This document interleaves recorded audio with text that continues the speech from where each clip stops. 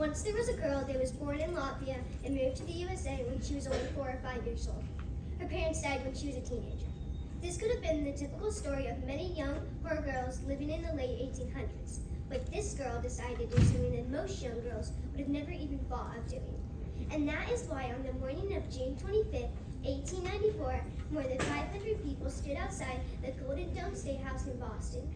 Each and every one of them waited until finally this young Jewish woman appeared outside with a bicycle beside her, a vehicle that she barely knew how to use. In fact, she had only had her first biking lesson a few weeks before she set out, but her name was Londonderry, and she was about to be the first woman to bike around the world in less than 15 months, or so she claimed. I say claim because there are several reports that suggest that she got a little creative along the way, but more on that later. According to Kittle, when she set out, the 24-year-old wore a long skirt, corset, and a high collar. Not exactly what I would have chosen if I was about to bike hundreds and hundreds of miles. But while she biked, she told a lot of tall tales.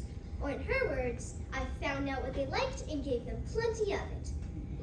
According to newspapers, here are some of the tall tales she told on her trip. I grew up as a poor orphan. I grew up as a rich princess. I am the cousin of the U.S. president. I went to law school. I went to medical school. I'm a banker. I'm an inventor. I started a newspaper business. I sold a newspaper business. I hunted tigers in India. I was taken prisoner in China. One time, Annie broke her leg when hitting a rock and falling off her bike. But that's not the tale that got told. She told one newspaper reporter that a herd of pigs was crossing her path and she crashed into them. She told a second newspaper reporter that some thieves were chasing after a banker and found her on her bike instead. She told a third newspaper reporter that some people were digging a big ditch in the middle of the road for rainwater, and she fell right into the ditch.